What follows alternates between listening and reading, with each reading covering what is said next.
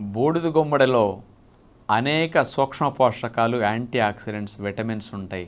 క్షార స్వభావం ఎక్కువ ఉంటుందన్నమాట.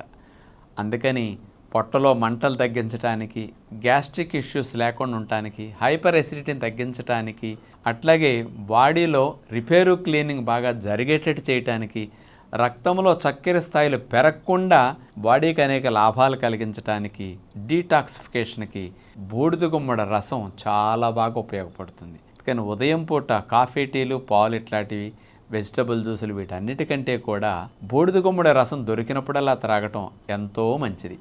అలాంటి బూడిద గుమ్మడి ప్యూర్ జ్యూస్ని 250-300 ml ఒక గ్లాస్ తీసుకుని అందులో షుగర్ వ్యాధి ఉన్నవారైతే 1 స్పూన్ తేనె కలుపుకోండి, ఇబ్బంది లేదు. షుగర్ వ్యాధి లేనివారు 2-3 స్పూన్లు తేనె కలుపుకునైనా త్రాగొచ్చు. కావాలంటే కొద్దిగా నిమ్మరసం కూడా పిండుకు త్రాగొచ్చు అనమాట.